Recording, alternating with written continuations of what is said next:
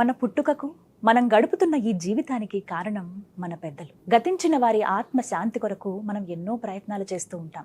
సంవత్సరంలో ఉండేటువంటి పక్షం రోజుల్లో వారిని తలుచుకుని దానం గాని, హోమం గాని ఏదైనా కార్యక్రమం జరిపించండి అని చెప్తారు.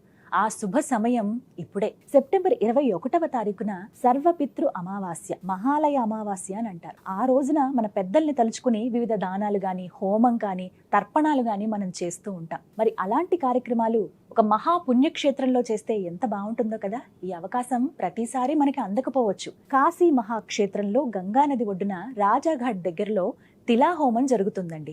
ఈ మహాలయ అమావాస్య సెప్టెంబర్ 21వ తారీఖున ఉదయం 9:30 గంటలకు ప్రారంభమవుతుంది. ఉదయం 8:30 వరకు కూడా మనకి బుకింగ్స్ కి అవకాశం ఉంటుంది. కాబట్టి సమయం చాలా తక్కువగా ఉంది. nityagni.com వెబ్సైట్ ద్వారా పేరు, గోత్రం నమోదు చేయించుకోండి. ఎవరైతే గతించిన మీ కుటుంబ సభ్యులు, మీ పెద్దలు ఉన్నారో వారి పేరు, గోత్రం కూడా మీరు ఒక 30 మంది వరకు కూడా అందించవచ్చు. అంటే ఎన్ని తరాల వరకు మీకు గుర్తుంటే గనక అన్ని తరాలు మీరు అందించండి. అలాగే చాలా మందికి సందేహం ఏంటంటే ఎప్పుడు చదువుతారు అని. హోమం జరుగుతున్నప్పుడే ఈ పేర్లన్నీ కూడా అక్కడ చదవటం జరుగుతుంది. ఒకే ఒక్క అవకాశం ఈ సంవత్సరంలో మనకి మిగిలిందంటే సర్వపితృ అమావాస్య. ఇక ఆలస్యం ఎందుకు? స్క్రీన్ మీద కనపడుతున్న నెంబర్ కి కాల్ చేసి మీరు వివరాలు కనుక్కోండి. మొత్తంగా ఈ తిలాహోమం జరిపించడానికి 1551 రూపాయల రుసుము ఉంటుంది. అవి మీరు డైరెక్ట్ గా వెబ్సైట్ ద్వారా కూడా చెల్లించవచ్చు.